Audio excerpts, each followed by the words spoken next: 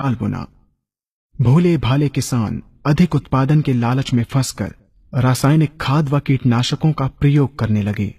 बैलों की जगह ट्रैक्टर से जुताई होने लगी। शुरुआत में कम रासायनिक खादों के प्रयोग से अधिक उत्पादन हुआ। धीरे धीरे रासायनिक खादों के प्रयोग के कारण भूमि की उर्वरा शक्ति क्षीण होने लगी, जिसकी वजह से उत्पादन घटने लगा तथा फसलें कमजोर होने लगीं। फसलों के कमजोर होने के कारण उनमें रोग व कीट लगने लगे। रोग व कीटों से फसल की सुरक्षा के लिए और अधिक कीटनाशकों का प्रयोग होने लगा।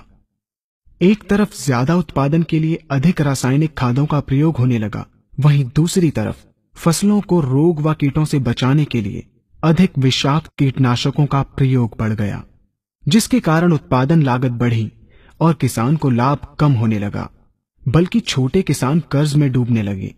धीरे धीरे भूमि की उर्वरा शक्ति क्षीण होने से भूमि बंजर होने लगी। रासायनिक खाद व कीटनाशकों के कारण खाद्यान्न भी विषाक्त हो गए तथा जलवायु भी प्रदूषित हो गई, जिसके कारण मानव पशु पक्षियों के स्वास्थ्य पर प्रतिकूल प्रभाव पड़ा, जिसका परिणाम आपके सामने है। मानव स्वास्थ्य पर रासायनिक खादों के पड़ने वाले प्रभाव को आप ऐसे समझें। जब किसान फसल में रासायनिक खाद डालता है तो रासायनिक खाद में उपस्थित विषाक्त रसायन जल में घुलकर सबसे पहले जल को प्रदूषित कर भूमि के अंदर उपस्थित केचुए व सूक्ष्म जीवाणुओं को मार देता है।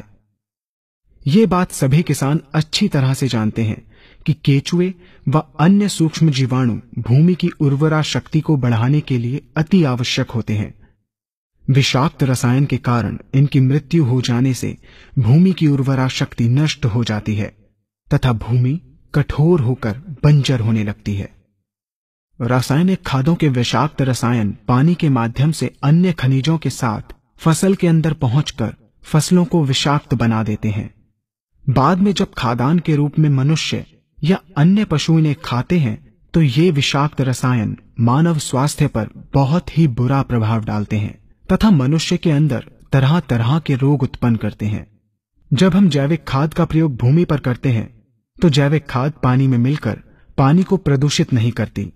जैविक खाद भूमि के अंदर उपस्थित उर्वरा शक्ति को बढ़ाने वाले जीवाणु तथा केचुओं की संख्या को तीव्रता से बढ़ाती है, जिससे भूमि की उर्वरा शक्ति बढ़ती है तथा भूमि छिद्र युक्त एवं भुरभुरी हो जाती है, जिससे वायु और प्रकाश भूमि के अंदर गहराई तक प्रवेश करते हैं, जिसके कारण भूमि में तापमान एवं आर्द्रता का संतुलन बना रहता है और फसलें मजबूत होती हैं। जैविक खाद में विद्यमान तत्व खाद्यान्न के माध्यम से मानव व पशु पक्षियों के शरीर में पहुंचकर स्वास्थ्य लाभ पहुंचाते हैं। जैविक खादों के प्रयोग से फसलें अच्छी और मजबूत होती हैं, जिसके कारण उन पर रोगों एवं कीटों का ज्यादा प्रभाव नहीं पड़ता। यदि किसी प्राकृतिक कारणवश कीटों व रोगों का प्रभाव अगर पड़ता भी है तो गौमूत्र एवं औषधीय वनस्पतियों के घोल के छिड़काव करने से फसलों को रोग एवं कीटों से बचाया जा सकता है।